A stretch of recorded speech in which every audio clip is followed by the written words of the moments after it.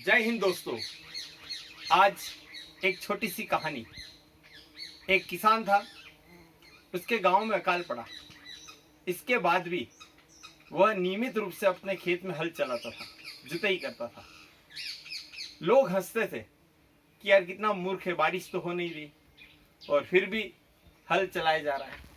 ऐसा एक साल नहीं, 3, 4, 5 साल तक हुआ। लोग कहीं उपहास भी उड़ाते, ताने भी कसते, लेकिन वह निष्काम कर्मयोगी की तरह अपना कर्तव्य निभाता गया।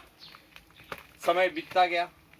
एक समय ऐसा भी आया कि बारिश हुई और अच्छी बारिश हुई, शानदार।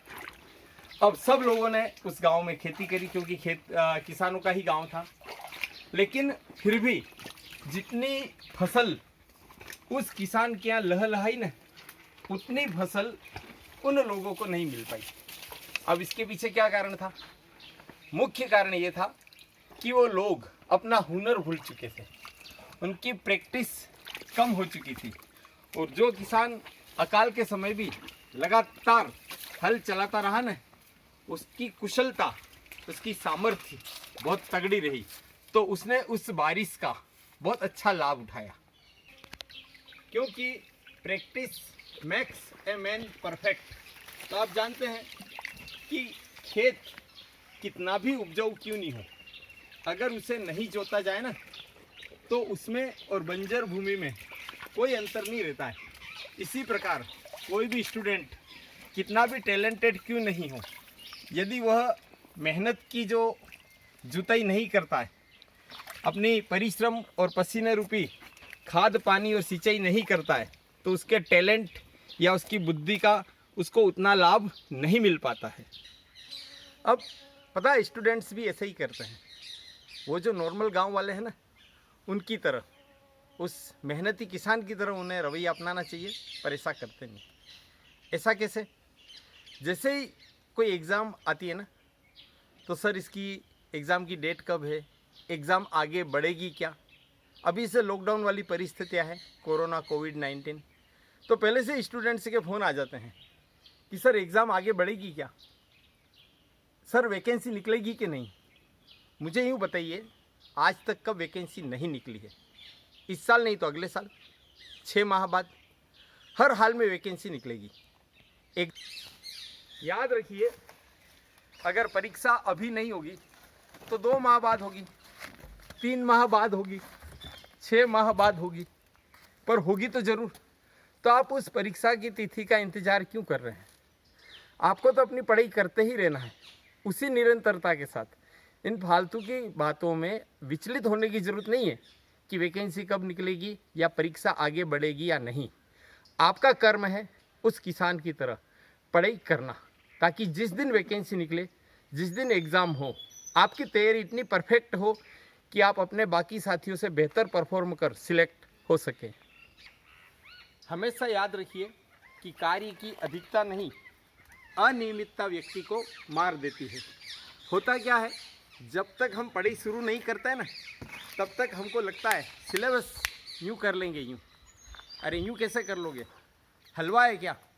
जिस दिन आप पढ़ने बैठोगे ना, उस दिन महसूस होगा कि सिलेबस तो द्रौपदी के चीर की तरह ख़त्म ही नहीं हो रहा है। और फिर स्टूडेंट्स के हाथ पैर फूल जाते हैं, फिर वो साइकोलॉजिकली प्रेशर में आ जाता है और फिर वो हौसला खो देता है, और फिर उसी वजह से उसको असफलता मिलती है। इसलिए फ्रेंड्स, जब भी आपको मौका मिले, जैसे अभी लॉकडाउन वाला समय है, तो जीवन में से मौके दुर्लभ आते हैं। यही समय होता है जब हम अपनी तैयारी को फिनिशिंग टच दे पाते हैं। तो इस समय आप, हमारा समय नहीं कट रहा है, क्या करें, इस तरह की फालतू बातें बनाने की बजाय, इस समय यह आपका पूंजी है, अभी पूरा अपने आप को झोंक दो, पूरा इन्वेस्ट करो इस समय को सही तरीके से। फिर देखिए आपकी फसल, आपकी सफलता, आपकी जो तैयारी है वो कैसे लहलहाती है।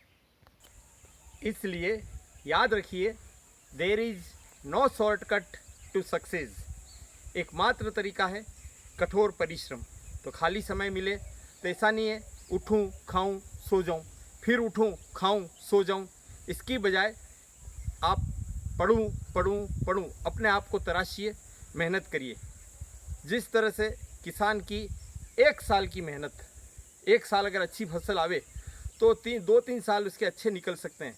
लेकिन आपकी मेहनत का 1 साल अगर बहुत अच्छा निकल गया तो आप ज़िंदगी भर की बादशाहत रहेंगे। उस किसान को क्या मिलेगा? उसने मेहनत करी, वो साल अच्छा गुजार लेगा, उस फसल से 2 साल गुजार लेगा। लेकिन अगर आपने मेहनत कर ली तो आपकी पूरी ज़िंदगी बादशाहों की तरह निकलेगी।